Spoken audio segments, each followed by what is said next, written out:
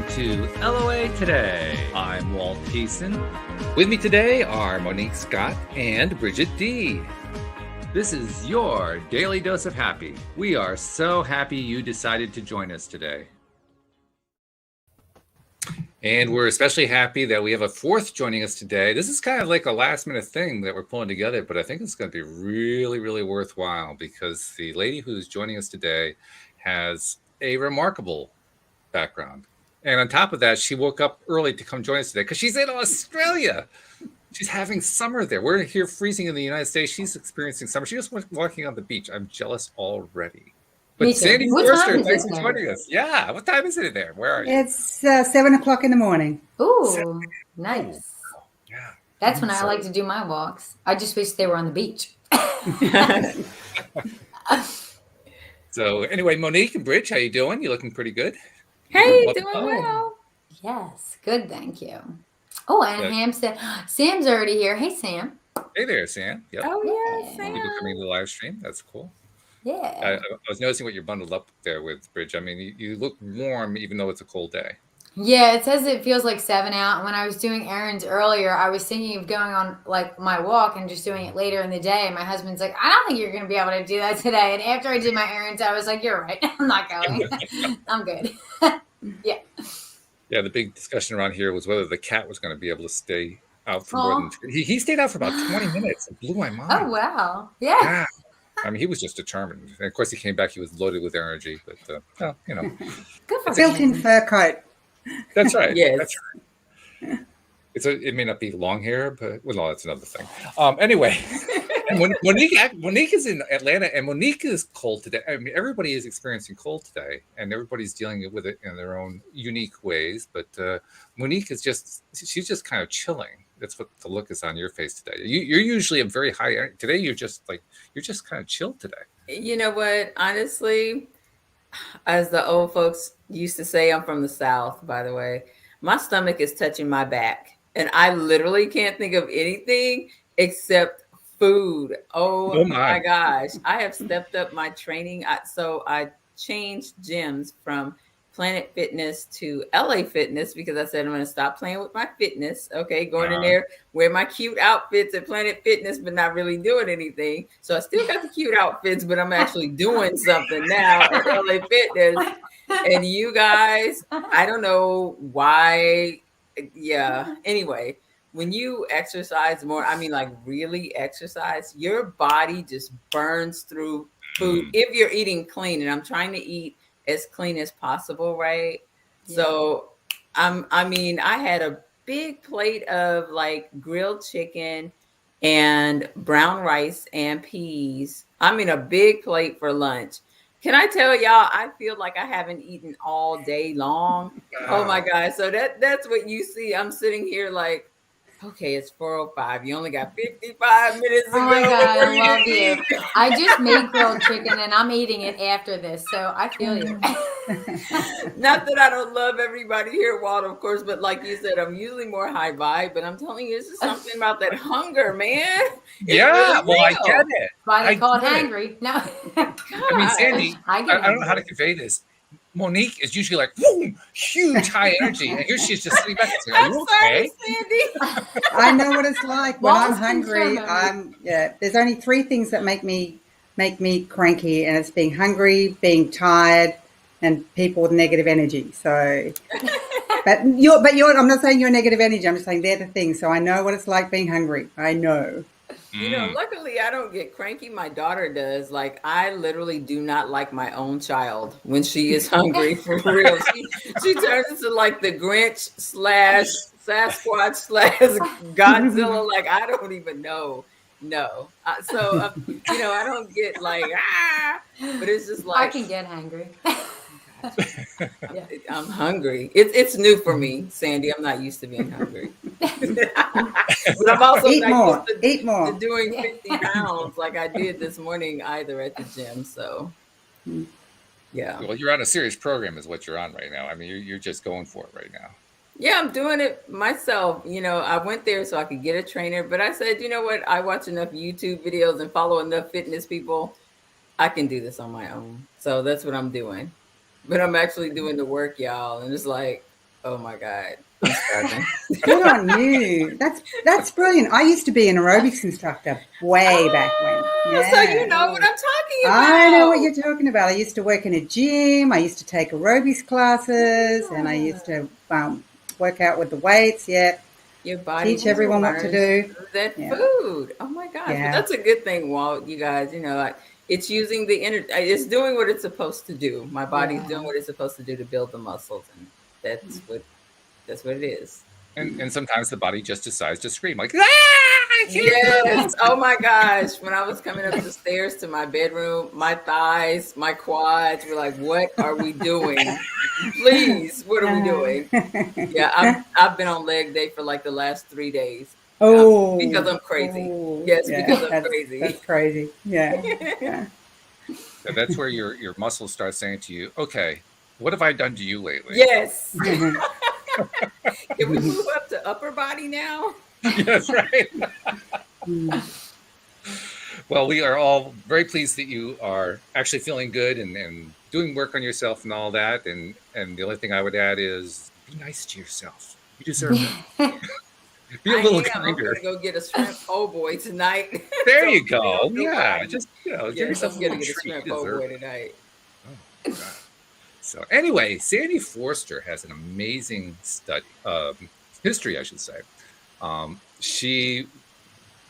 love the way she phrased it on her website. She says, I've gone from welfare to millionaire. I can't even go any further. I have to go right to that story. Tell that story. Yes, Sandy, I am dying to know. Well, I guess to give you the short backstory, I moved from Queensland, or Australia's most southern state, which is Victoria, which was very cold. And my parents decided we would move to Queensland, the most northern state. And I went to school. I met a boy. I went out with him for 11 years. We got married. I had a 6-month-old and a 3-year-old. And then we divorced. And at the time, I was designing and manufacturing swim and gym wear because I, lived by the beach. So that's where the swimwear came in. And the aerobic era was full on. So that's where the gym wear came in. And so designing and manufacturing swimwear, but just really as a hobby business, because I was buying Lycra from the discount store, sewing it in my garage, or winter in summer I'd find an empty store down by the beach and sell it all. But what happened was we divorced, and suddenly that kind of pocket money that I was making from that store had to be my main income, and it was not enough to survive. And I ended up $100,000 in debt and on welfare. So I was receiving, I think at the time it was about $7,500 US dollars. That's how much it converted to. So $7,500 US dollars a year from the government to survive. And you can't do that. You just go backwards financially every day. So I was kind of beside myself. I didn't know how to change things. I was really scared about my situation. I was ashamed about my money situation because I thought the rest of the world had this money thing sorted, and I was the only idiot who didn't know what I was doing.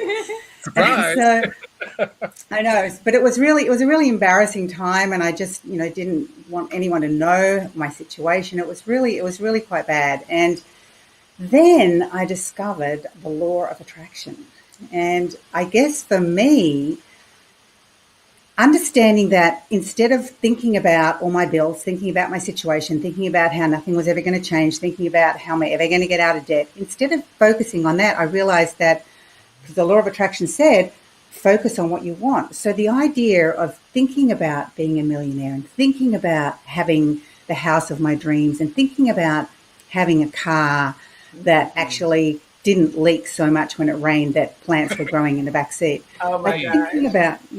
So thinking about all the things that my life could be was such a sweet, sweet relief to how my life actually was that I just dived right into the law of attraction. I just gave it everything I got and just focused on this beautiful, ideal life, being a millionaire.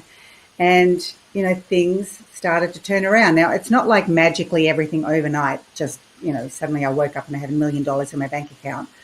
But through learning about the law of attraction, suddenly people and circumstances and opportunities all appeared before me, which allowed me to move closer and closer toward what I really wanted in my life. And literally it would be from the time I discovered the law of attraction to the time I actually had made $1 million was probably about 3 and a bit years. So, yeah. I know. So exciting, so exciting.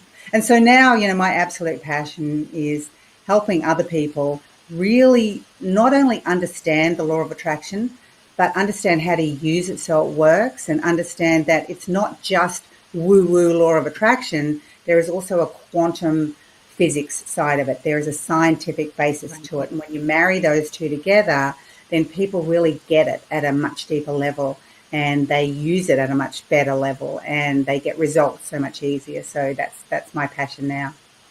I want to come back to that in a moment, but I just can't resist asking, when you first became exposed to the law of attraction, did you do it through The Secret? Because obviously Rhonda Byrne is also from Australia, and so I'm wondering if there was like a connection going on there. Actually, I discovered the law of attraction long before Rhonda appeared on the scene. Oh, So, okay. yeah, I discovered the law of attraction back in 1999. Oh, so okay. that was about 6 years or so before Rhonda. But there's an interesting connection there. There is a connection. So I had already, been teaching The Secret for many years. I'd written a book called How to Be Wildly Wealthy Fast, which focuses on money manifesting using the law of attraction. And what happened was I heard about this thing that was coming out called The Secret. And in Australia, you couldn't buy the movie because they had some sort of deal that until it was released on TV in Australia, they couldn't sell to Australia. But I was fascinated, even though in the little trailer about The Secret, it didn't even talk about the law of attraction. I just knew that movie had something to do with what I was doing and that it was going to change the world. So I emailed The Secret through The Secret website and said, I think what you're doing is amazing. I would love to send you a present. And I got an email back from Rhonda Byrne who said, I don't know how I got your email. We get so many, but somehow yours came to me. I'd love a present.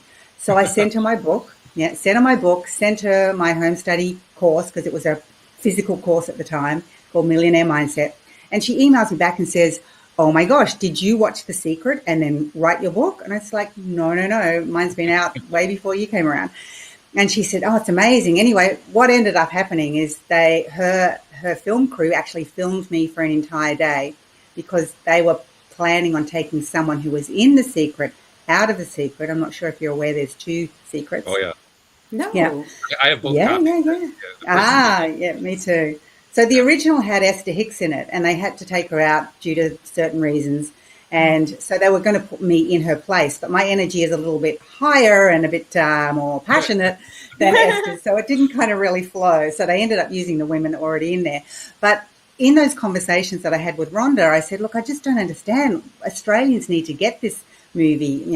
They just need to see it, because only a certain amount of the population will ever read a book. It's just the way it is. But everyone loves to watch a movie. Yeah. And even if it is more of a documentary type. So I just knew it was going to transform so many lives. Anyway, through our conversations and her saying, can't sell to Australia, I said, well, I've got a US company. Could I sell? And she said, sure. So we worked it all out. And basically my US company was able to import The Secret. And just from that idea alone, I made about $3 million. Whoa.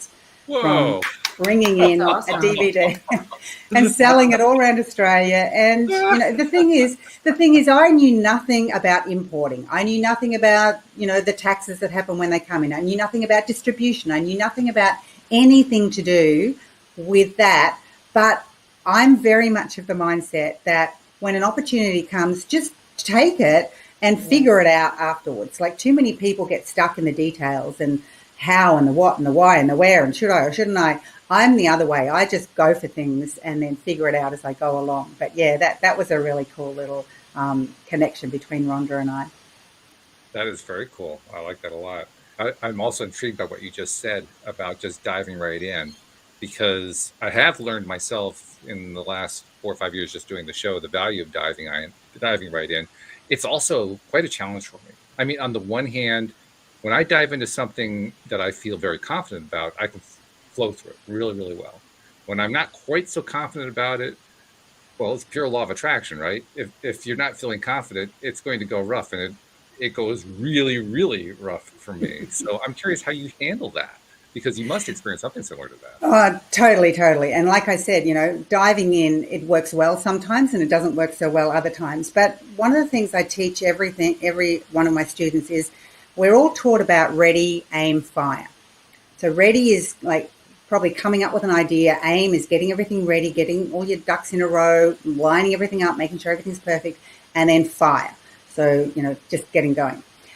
However, I like to teach ready, fire, aim. So yeah, get ready, just do it, and then fix things up as you go, because the bottom line is everything you could ever want to know about how to do something, what to do, it's all that out there on the internet. You can learn it all. There are experts that you can learn from. You can learn what you need to know. But if you get stuck in that procrastination, perfectionism sort of bubble, then you can spend, honestly, years, decades not taking any action. And I think what people don't quite get about the law of attraction, and this is what I love to teach my students, it's all about aligning body, mind, and spirit. It's all about your thoughts, your feelings, and your actions.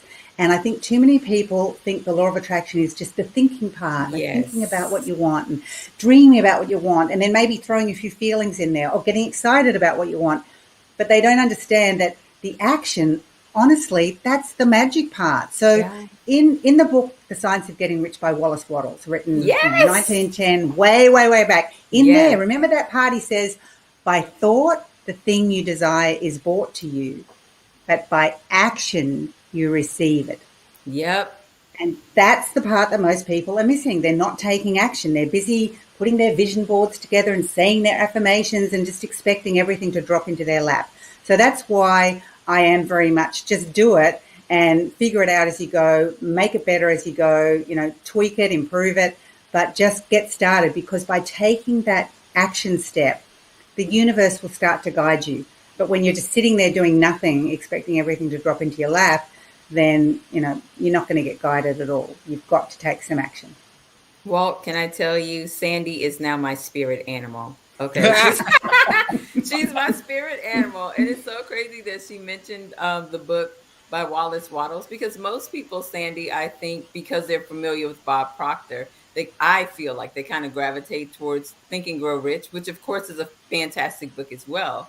But my ex-boyfriend, who was a millionaire like you, multimillionaire, he introduced me to the science of getting rich. And actually Bob Proctor, Michael Beckwith, and Jack Canfield, I don't know if you've seen it, but Bob did a video series with all three of them on the book. And he just kind of put he did each chapter, like 16 videos, I think, explaining it, I guess, in layman's or today's terms, kind of.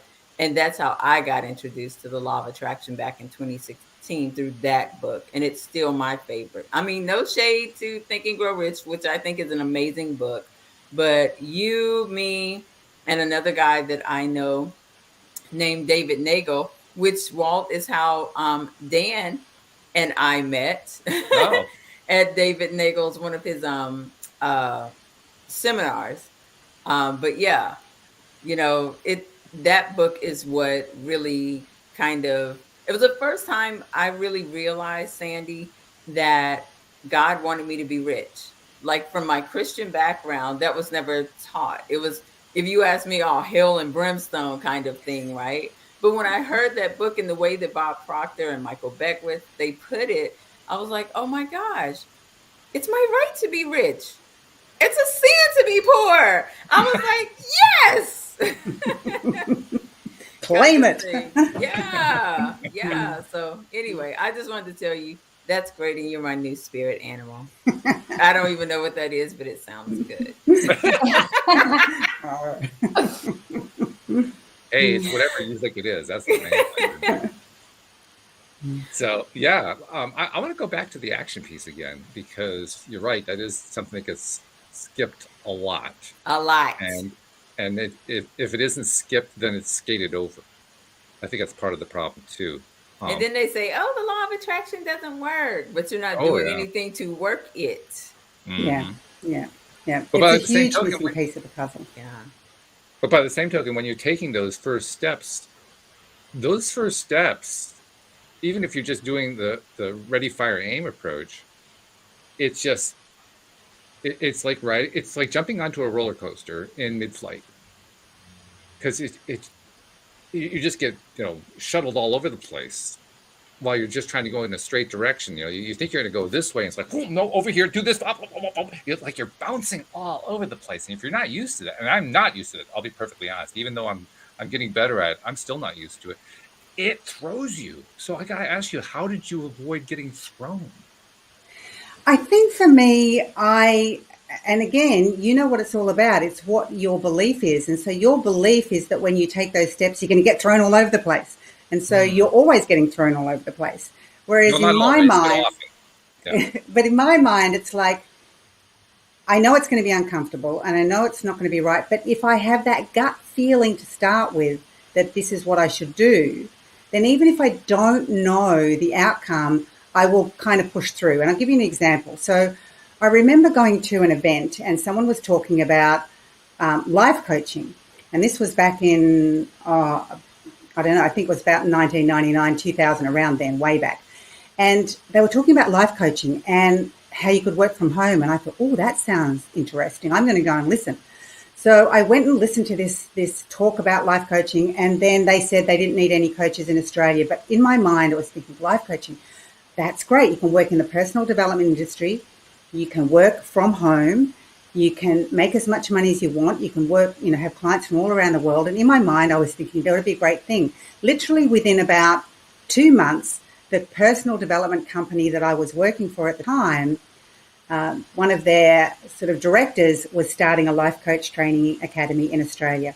And even though every cell of my being was screaming, you're not going to be able to do this. You're an introvert. You don't talk to people. Like, how are you going to be able to coach people? Plus, your life is a mess. Like, you are so far in debt. You're stressed. You're disorganized. Like, so half of me, I'm a Gemini, so I have half and half.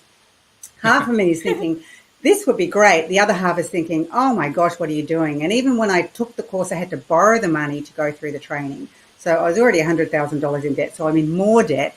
But I borrowed the money to do the training. But there was that part of me that just thought, this is the next step. This is the next step. So I went through the training. Even when I went through the training, I felt sick, like sick in my stomach, like I was actually going to be sick when I had to ring up and talk to people, because there was that part of me that was like, who are you to be coaching? Like, who are you?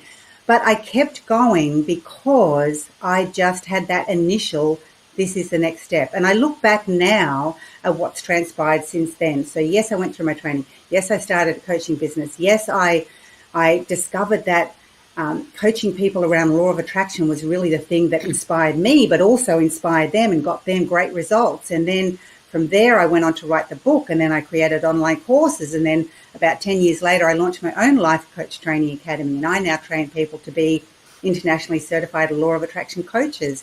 And, my business has just expanded and grown and just blossomed from that one decision back then to take that step, even though it felt completely scary and I was way out of my depth and I didn't know what I was doing. And every step of the way, I thought, I'm crazy. And even when I started my life coach training business or my life coaching business, after about 3 or 4 months, I actually quit.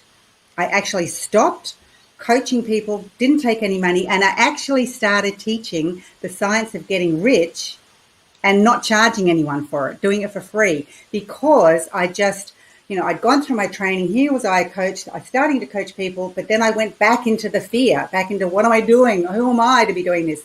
And so I went back but after a couple of months, I thought, you know what? People want to work one-on-one and I can support them, and I dived back in. So it's going to be that back and forth. It's going to be that, uncomfortableness. It's going to be, but if you had that initial thought that this is right for you, it's a matter of persisting, because, the universe is guiding you and you've just got to keep taking action. Well, more than that, though, because you can have that initial thought and you can still give up on yourself. I mean, you kind of did. Oh, totally. But totally. A lot, and I'll put myself in this category. It's very easy to get that initial thought, to get that initial impetus, even take some steps and then give up on yourself. You feel like you can't do it. Why do you think you kept going? Okay. I'm stubborn. Oh, okay. Well, that's fair. Sometimes when I make a decision, I'll just keep going. And sometimes it can be like the most stupidest decision and I get a stupid outcome. But sometimes I just feel like, and I guess for me, think about it. I was $100,000 in debt and on welfare. I discovered coaching. I started coaching. I gave up on coaching. But then you've got to think, what was my alternative? In my mind, I was at the bottom of the bottom. I was at the lowest of lows. What else could I do? I had no skills. I had no contacts. I had no money. I had nothing. Coaching was something that inspired me and excited me. So I just chose to keep going. I chose to pick it back up and keep going. And literally when I came around that second time, everything started to change. Everything changed because I started really using law of attraction, not just in my coaching sessions, but in growing my business, using it to grow my business and using the internet. So again, joining the spiritual, the metaphysical with the practical. So, using the internet, using the law of attraction to grow my business, everything just exploded and that really just took off. So do you have like daily practices that you do to keep yourself going? Yeah, totally. So I get up pretty early. I like to get up about 3:30 or 4 o'clock in the morning. And first thing I do is I meditate because I know a lot of people think meditation is the thing that keeps you kind of balanced and can affect your health in some way and just, keeps everything humming along. But I actually know that meditation makes you a better manifester because I liken it to there's you and then there's the universe. And then between you and the universe, think about it, there's this pipeline, okay, where you can get messages, you can get guidance, you can get steered in the right direction. But for most of us, that pipe is filled with gunk and it has kinks and we just don't hear the messages. We just don't, and our orders don't get through to the universe. It's just like this big mess. So I think of meditation as the pipe cleaner. Meditation's like the pipe cleaner, and it allows you to clear that pipe so that you get those ideas, you get those messages. And when I say messages, it's not, God booming down from the heavens saying, do this. It's more you get an inkling, an idea, a thought, an idea, and you follow through on that. And that's kind of inspired action. So meditation is the first thing I do. Then I do a visualization about what I'm wanting to create. And then I get up, I take my dog down the beach. We walk along the beach to watch the sunrise. And during that time on my iPhone, I have it filled in the voice memo section with all different affirmations and declarations and visualizations of things that I want to create. And that's what I listen to as I do my walk. So that's how I start my day, to make sure that I'm kind of priming the pump to be able to create a life that I want rather than how my life used to be, which was a life that I thought I had absolutely zero control over. And now through the law of attraction and through quantum physics and through neuroscience, I understand that, I get to create it by using my thoughts, my feelings, and my actions. Bridge, does that sound familiar to you in terms of what she's talking about with meditation? Oh, yeah. And all of it, honestly, it sounds like she trusted and went with her gut. And every time she did that, it worked out. And that's literally like Taya. I mean, trust, do it. Don't have any fear around it and go. So, yeah, I'm loving all of this. Yeah. Taya, just so you know, Sandy is part of a practice that David Strickle teaches. He is he's like an Esther Hicks. He channels the stream of David instead of Abraham. And he has this program called the Taya Boot Camp that both Bridge and I have been through. And Taya is an acronym that stands for Trust Your Abundance. So that's where that comes from. Ah, lovely. Beautiful. Love it. Yeah. But the meditation is a huge part of that program. And that's why I was pointing to Bridge, because I knew that she had experienced what I had experienced. I think you've actually done a little more meditating before I did, Bridge, before you went into the program. But I never meditated before. I had resisted it for years, and finally this boot camp got me doing it. And now, I understand what you're saying about it kind of clearing out the pipes. I guess the way I think of it is it clears out the anxieties. The anxieties are what need to go away. They're blockages. They're blockages. Yeah, they really are. And when you meditate, you can't create from anxiety or fear. You can't create from that space. Well, you can. So, you just not like what you get. It's going to be messy. Yeah. It's going to be awful. Yeah. That's But the when you problem. clear that out, you're able to create things that bring you more joy. When you're in that place of anxiety or stress or worry, you like you say, you will create, but it will be things that bring you more anxiety, stress, and worry. Whereas when you clear the pipes out and you're feeling that balance and you're feeling good and you're feeling, in the flow, then what happens is you create and attract more things that allow you to feel that. And they're the things that bring you joy. So when you were in your earliest days, you were still deep in debt. You'd made the conscious decision. You're going to go forward anyway, even though you quit for a bit, and you're going at it every single day. I imagine, like everybody else, you experienced times where you were feeling the fear, where you were feeling the down times and so forth. So how did you handle that? How did you get navigated through all that stuff? Come back to all the different law of attraction processes, like all the things that I now teach people, because like I said, I could either go into the fear and sit in that place worrying about my future, worrying how I'd ever get out of debt, worrying how things would ever change, or go into that beautiful fantasy land of imagining being a millionaire and imagining living in the dream house and imagining traveling the world and being able to buy fresh flowers every week and go on health retreats and all the fun stuff that I absolutely could not do but absolutely wanted to do. So for me, it was more about, and most people on a very practical level will just think, well, that's just completely delusional. That's stupid. You're in all this debt and all you're doing is spending your time focusing on what you want, like dreaming about it, like seriously. But it was just such a sweet relief that that's what I used to do. So whenever things would go bad, I would just double down on my visualizations and double down on my affirmations and double down on a vision board and double down on, kissing money and double down on like all the dozens and dozens of things that I put in my book, because it just made me feel better than the fear and the anxiety and the worry. It's funny because I just had an experience with that today, because I have a summit coming up in a week, and I'm behind schedule getting everything done, and so I've incorporated some help to get all that done. But after doing about 4 or 5 hours work this morning, I was kind of on that kind of edge place, and so I went over. I for Christmas I got one of these electric piano keyboard things, and I went and just played. I wasn't even playing music. I was doing scales, which, for most people who've ever played piano, that's the work part. That's where you're just, building up your dexterity and so forth. It was actually relaxing, Yeah. which kind of shows where my mental state was. But it's the same kind of idea of what you're talking about. You go to something that just feels better.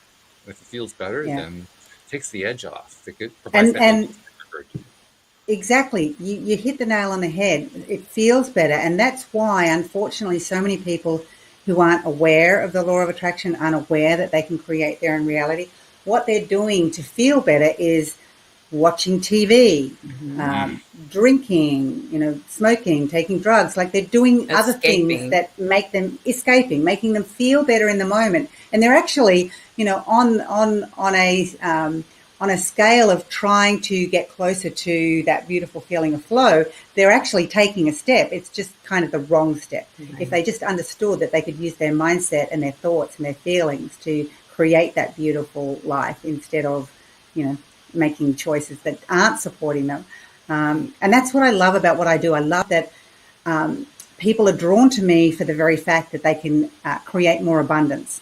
But when they actually discover the law of attraction and understand how it works, they can use it to create anything in their life. It doesn't have to be money. Right. They can have the relationship, they can have the health, they can have the vitality, they can have anything they want. But money is kind of the thing that draws them in. And then they realize that they can actually create this amazing life, which is just so wonderful to see.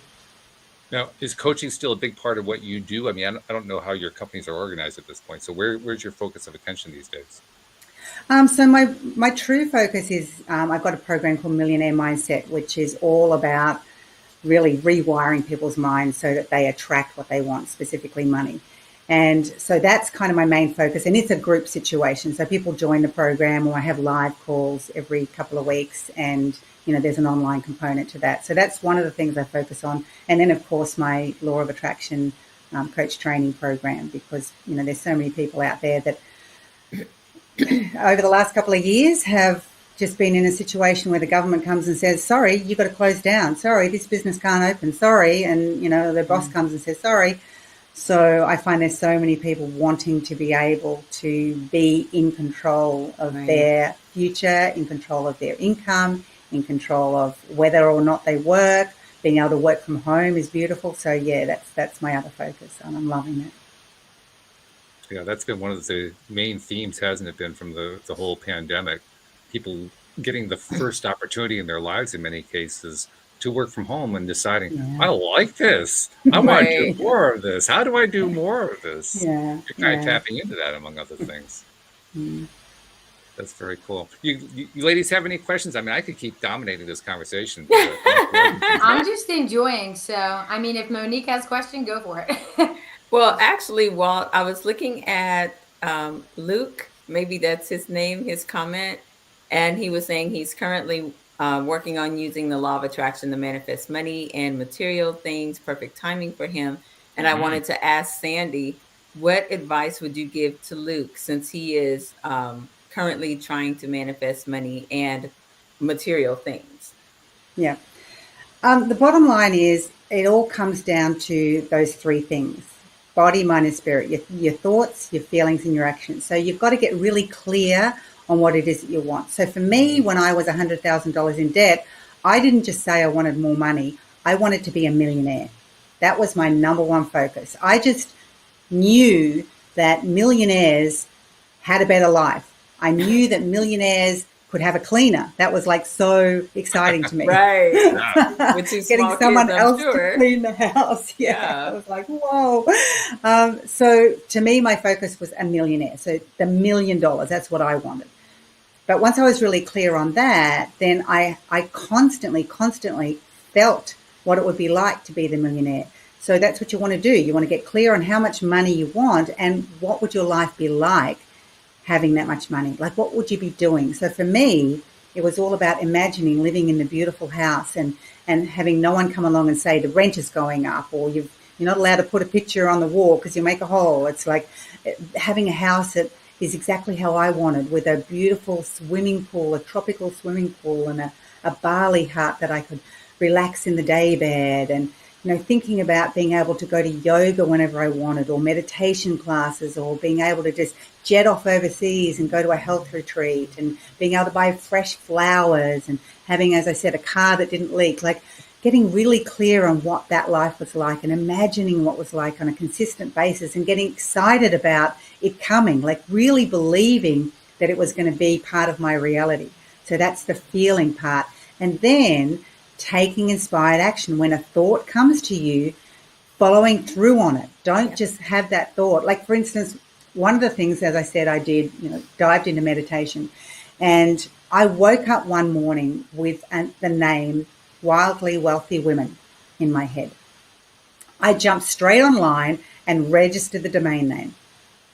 Then I did nothing with it, because at that time I was just coaching, okay, and then I was selling a personal development course with my business partner, but this name popped in my head, Wildly Wealthy Women. Went online, registered, and as I said, did nothing for a couple of months, and then about 3 or 4 months later, told my business partner the idea that I had for taking the information that we were selling. It was a course around sort of wealth creation, taking that course and wrapping around it live calls every week, where she would talk about the practical side, I would talk about the mindset, having Wildly Wealthy Women's Wicked Weekends where everyone would get together and they'd learn, and they'd, would also do meditation and different things. And so we ended up, I launched that program with nothing but a sales page that I put together, and made something like just under $3 million in a matter of months. And this is it. I meditated, so the channel was clear. I came up with this idea one morning, Wildly Wealthy Women, took action straight away, registered the domain name. Because the thing you've got to understand is, when an idea comes to you, it doesn't come from nowhere, nothing. It comes from the quantum soup, which means it's out there, which means if you don't take action on it, someone else will. I had that someone happen. else. 10 minutes later could have come up with that name, Wildly Wealthy Women, and thought, oh, that's nice, registered it, and I wouldn't have had it.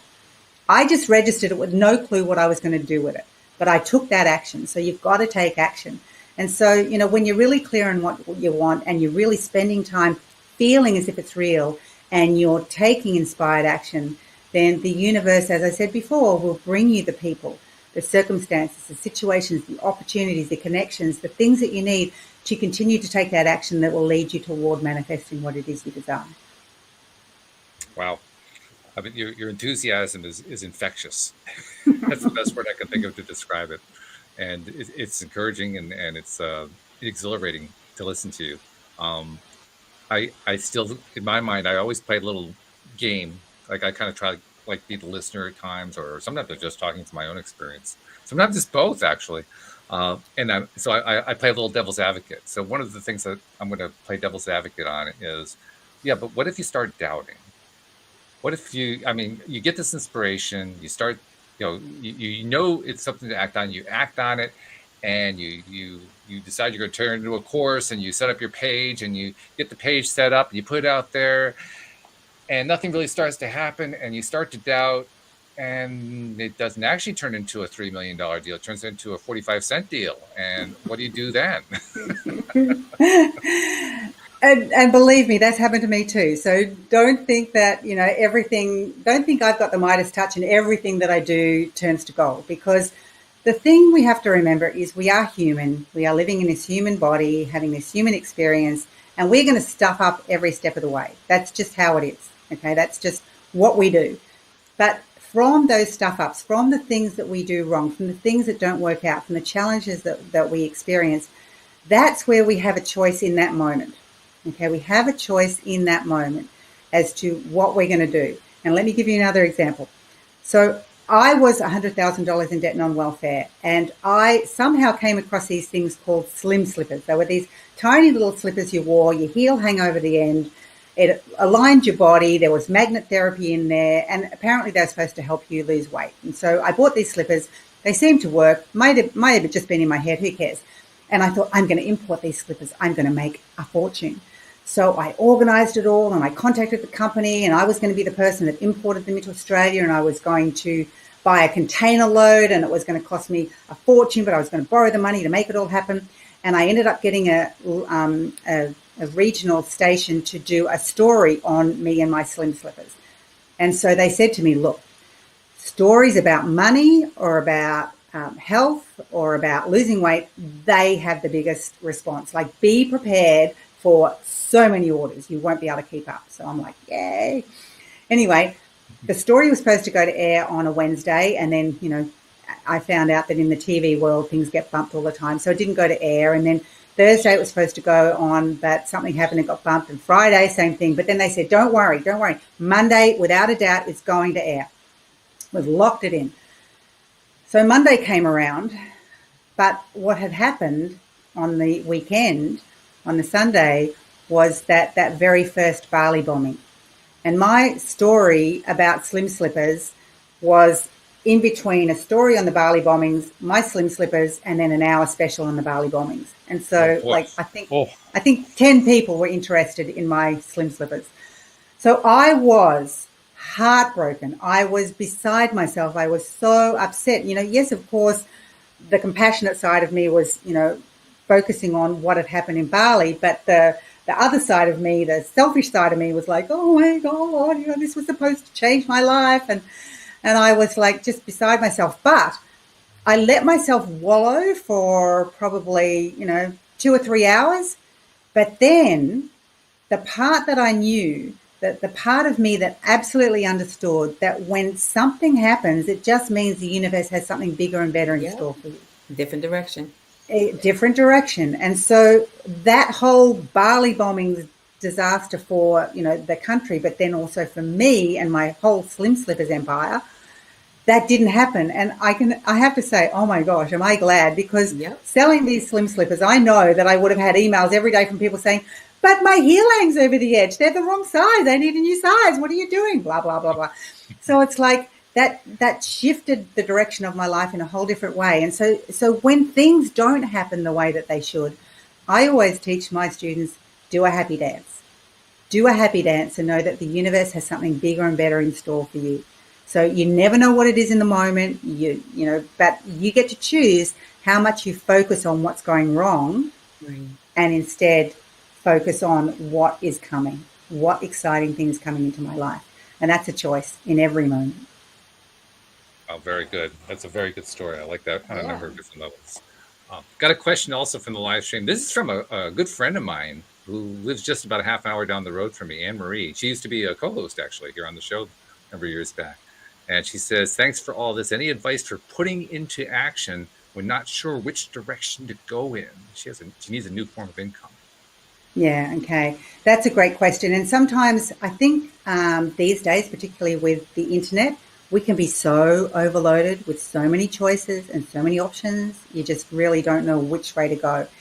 But if you have been spending time in meditation, and when I say time, I don't necessarily mean you have to spend an hour a day meditating. I literally have my timer on for 11 minutes. If I want to go deeper, I'll make it 15 minutes. So it's not like you have to spend ages. So every morning I do 11 minutes of meditation, just completely clearing the head. I call it defragging the brain, okay? So if you're spending time in meditation every day and that channel is nice and clear, what you then need to do is with all the options that you have, you just sit down and you close your eyes and you just say, which is the right option for me. And, something will bubble up, something will come up, an idea will come. And I know I love the story about Mark Victor Hansen, who is the co-author of the Chicken Soup for the Soul books. And they've sold, I don't know how many now. I think it's close to about 1 billion, or maybe it's 500 million. It's a lot of books. Anyway, when they were coming up with a title, he would go to bed every night and say, bring me a best-selling title. Bring me a best-selling title. Bring me a best-selling title. And then after a couple, I don't know if it was weeks or months, but he woke up at about 2 o'clock in the morning, woke his wife and said, I've got this idea. And she said, ring your other wife, which is what she used to call Jack Canfield, because they were spending all their time together. And he rang Jack and said, Chicken Soup for the Soul. And that was just the start of a multi-billion-dollar empire. So you've got to ask for help. You've got to ask the universe for help. Just ask, before you go. And that's one of the ways that I came up with the idea Wealthy Women. I would go to sleep every night and say, bring me $1 million idea. Bring me $1 million idea. And that was my first $1 million idea. So, not that everyone wants $1 million. Some people just, there's other things that they want, or they just want a life that's really beautiful and easy and flowing. But whatever it is that you want, you ask the universe, you ask God, you ask the angels, you ask the divine. Like, it's waiting to help you, but often won't help you unless you ask. So just get really clear on your question and what you want. And you'll find that even though you've got lots of choices, lots of ideas, don't know which way to go, something will bubble up, something will stand out to you if you ask for help. An interesting point right there, because this is a big tripping point for me for a long time, and I'm better at it than I was before, a lot better, but still kind of feeling my way. And that is believing, at least, and perhaps even doubting at the same time, that I have problems, that I have the ability, you can see I'm kind of dithering on how to express it, to actually collect the message, to actually detect that it's there, to actually be able to discern the difference between something that just kind of I thought of on my own and something that came to me. And I'm curious, how do you address that? Honestly, when I first started learning about law of attraction and understanding that you can get like messages or you can be guided, I was constantly, because someone said to me, it's the feeling that you have in your gut, because your intuition is more sensitive than your brain. So I would get this feeling and it'd be like, is that a good feeling or is that a bad feeling? Am I supposed to do it? Am I not supposed to do it? I couldn't tell. It was like, oh my gosh, which way should I go? And I was like, freaking out. So again, it came back to the more I meditated, the more I got into meditation every day and just made that a regular practice, it just became clearer as to what that feeling in your gut, if it was a good idea or if it was a bad idea. Because you can literally feel, like your gut is talking to you every second. And if you feel that something is good, then that is you being guided toward that thing. And when you feel bad, it's basically your gut saying you are focusing, thinking about and putting your energy onto something that you don't want to happen. So it's really just a matter of, as I say, meditate. You can continue to meditate and you'll clear that part and you'll get clearer on what's a good feeling, what's a bad feeling, where you should go, where you shouldn't go, the choice you should make, the choice you shouldn't make. And you know what, Walt? Go ahead. Go. No, No. Go ahead. like I said, I'll just keep going. So you guys jump in. It's okay. No, I wanted to piggyback off of 3 things that Sandy said that I completely agree with. Now, to your point, Walt, what you just asked about, like, how do you know kind of thing, for me, I don't meditate as much as I should or as much as I used to, but how I know is, and I like to think that, like you said, Sandy, I keep the pipeline open between spirit and I, right? So usually if I have a thought that is not something Monique would normally think, and I don't even know how else to put it, right? If it seems like it's a random thought and I'm like, I wouldn't say that, or I wouldn't think that, then I know, for me, it's God and it's always right. The universe, spirit, source energy, whatever you want to call he, she, or it, right? That's number 1. Number 2, when Sandy talked about the example with Mark Victor Hansen, not sure if everybody knows this, but that's exactly how Napoleon Hill came up with the name for Think and Grow Rich. He actually said that he asked God, the universe, whatever, right? Give me a name for this book. But he wanted a best-selling title, just like Mark wanted. And he said he finally, after nights, he didn't get anything. And he said he finally just, in frustration, told the universe, look, his subconscious, that's what he said. He told the subconscious, you are going to give me this title. And the next day he came up with Think and Grow Rich, right? So that's number 2. And 3, I completely forgot my point. Oh, Sandy, when you talked about things just being out there in the quantum field, right? So when you get that thought or idea, you're not the only one who has it. Now, I know this sounds pretty far-fetched. I've already told you on the show before, Walt, but I promise you, 6 months before Snapchat came out, I had that idea, but I didn't move on it because I was afraid, and I made every excuse in the book, Sandy. I was like, I don't know any computer, people. I don't know anything about an app. I don't know. I don't know. Right. 6 months later, when Snapchat came out, I literally wanted to cry, literally, because of course, y'all know Snapchat came out, it took off. I don't really know if that's the thing anymore. My daughter doesn't even talk about it. It's all TikTok these days, right? But still, I could have been a multi-millionaire too, Sandy, if I had just believed in myself. But back then, I didn't even know about the law of attraction. My daughter was like a senior in high school, and now she's like, I don't know, 26. So that's easily 10 years ago. But girl, we could have been doing this multi-million-dollar lifestyle together. And I just listened to spirit when he gave it to me and believed in myself. But you know what, Walt?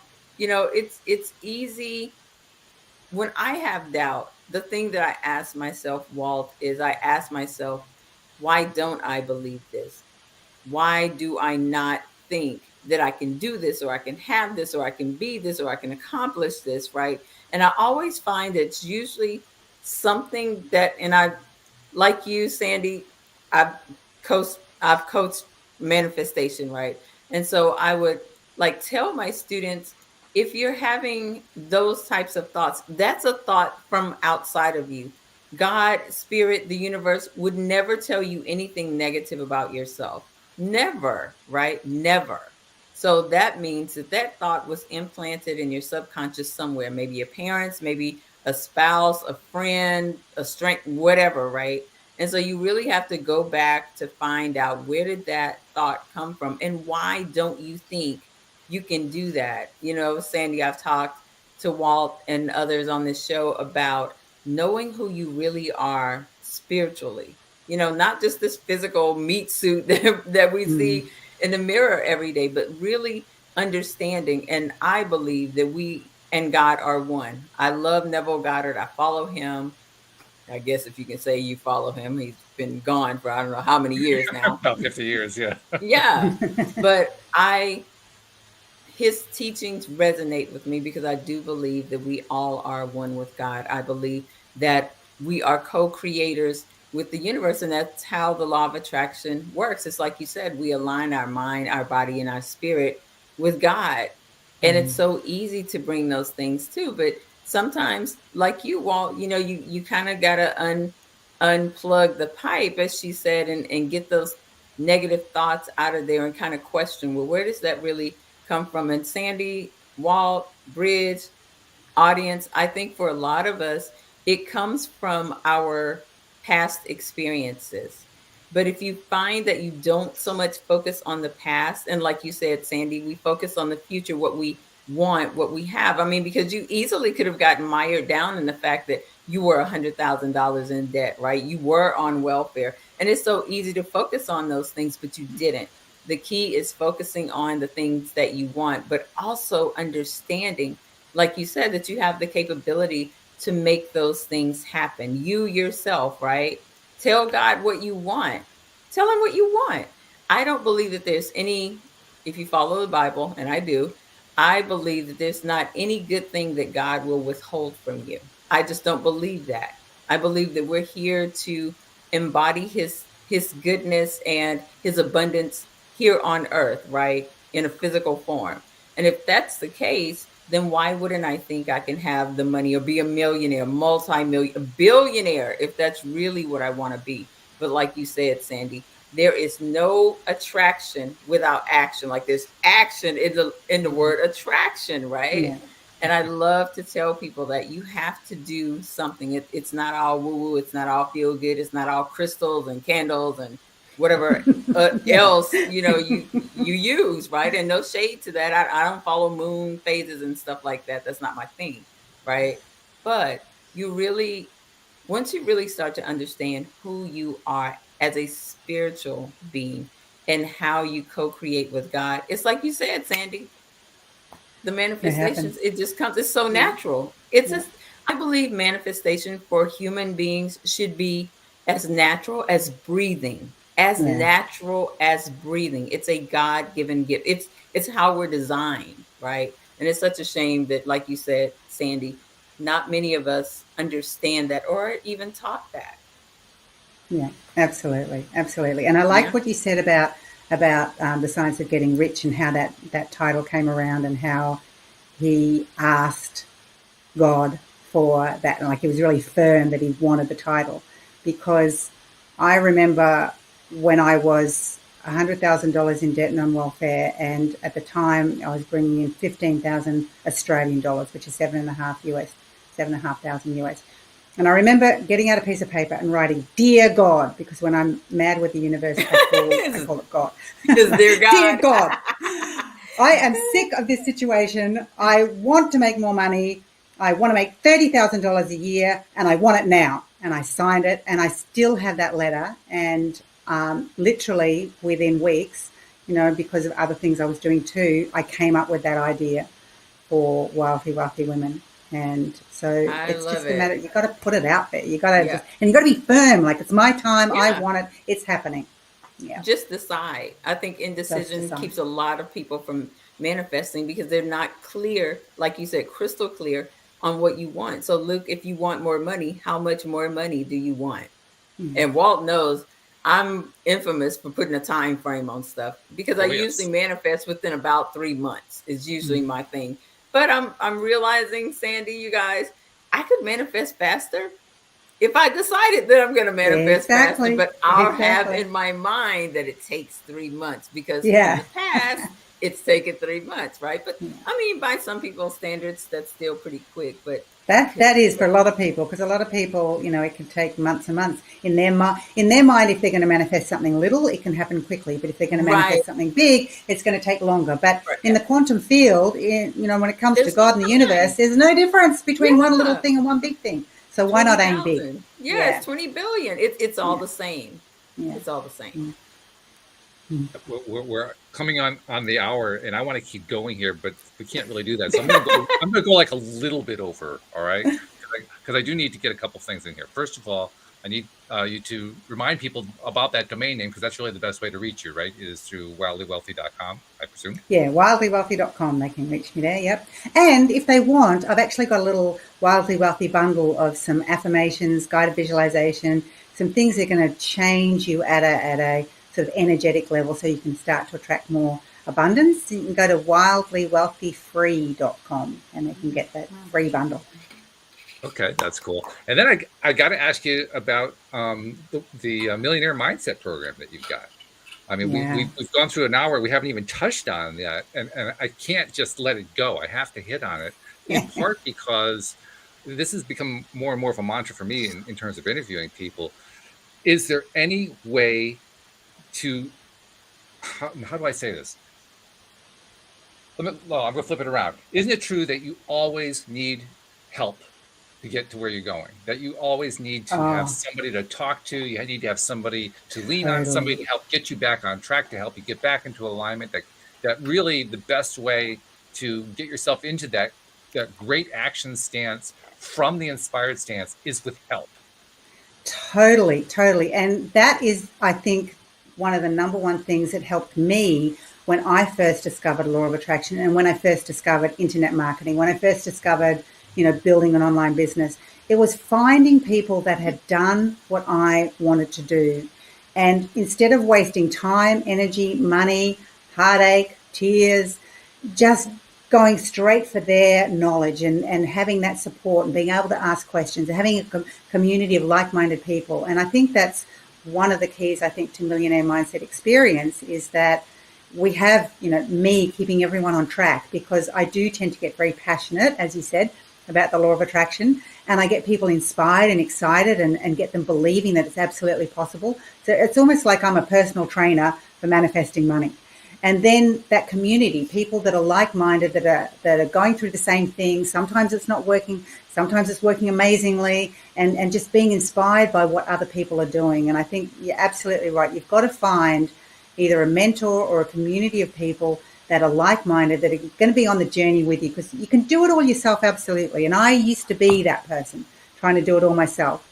And when I realized that when I do it myself, I let my doubts come up. I let my fears come up. I let, what other people are saying that are not like-minded sort of infiltrate my brain and then take me completely off course. But when you're in that community, even if you're only connecting with them once a week or once every couple of weeks, it just helps you to keep on track, to keep going, keep taking the actions you need to keep thinking the thoughts you need to keep feeling the feelings you need to. And that's when everything can absolutely change. Not only does it get you off track, you can actually get frenetic. And I say that from personal experience very, very recently, like this past week, because I got into a really frenetic state. I talked about it on yesterday's podcast quite a bit. And it wasn't until I literally reached out for some professional marketing help to get this thing back on track, because I knew I was falling behind. I knew for a week I was falling behind. I couldn't get myself off of that spot. And it was all because my old program that said, no, you can do this yourself. Get this done yourself. And finally, after about 5 days, I said, what am I doing? Reach out to somebody. My wife Louise was saying, who can you ask for help? And I said, I don't know anybody I can ask for help. Well, of course, that's crazy. I know lots of people, but that's where the mindset was. And I had to, and I'm still working on reversing that. It's a big And deal. Business can do that, though. Business can, like, literally any type of business, if you're an entrepreneur, you go through that journey literally every day, trying to do it all and then trying to get help. And then, it's kind of a roller coaster. Someone once said to me, becoming a millionaire, and that journey to becoming a millionaire is the biggest personal development growth you'll ever go through. And I really believe that, being an entrepreneur is exactly that. Yeah. There is so much thinking it's all going great, and then, oh my gosh, it's all falling apart, and I've got to do it all, and oh no, I need help. It's like it's on and off all the time. But like you said, it's recognizing when you need help and getting that help, and then because that then frees you up to then focus on what you want the outcome to be and think about it and be in that beautiful space, so that you actually allow the law of attraction to support that launch, to support that business, to support that product, rather than just doing all the doing, trying to do everything from a very practical, physical level. you're allowing the law of attraction into it. So getting help can be the best thing. Even if I remember when I was doing everything myself, and then I hired a VA back, early 2000s, hired a VA for the first time for 5 hours a month. And that literally changed everything, because suddenly, even though 5 hours a month isn't much, suddenly in those 5 hours, I felt so supported and so there was someone there helping me, and it wasn't me being the lone wolf. And that literally switched things in my mind that allow me to become very attractive to manifesting more things. So yeah, getting support is really important.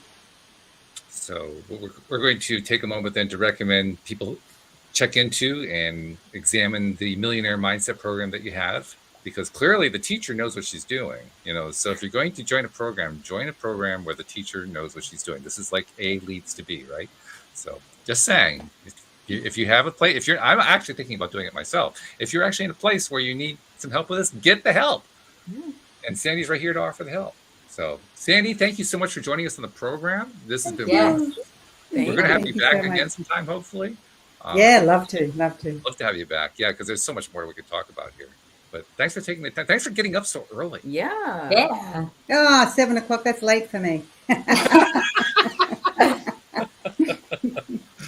Well, we certainly appreciate it. So, ladies, Bridge, thank you. And Monique, thank you very much. You're welcome. Well, especially love that last bit you did, Monique. It was really good. Very high powered. That was more like the original Monique. That's but Monique really is like she's back on it. Because she gets to go eat now. The food. Yeah, and I forgot about the food for a moment. I got excited. So thank you very much. Thank you, live streamers. Thank you, podcast listeners everywhere. We'll see you all next time here on LOA Today. Goodbye. Thank you, everybody.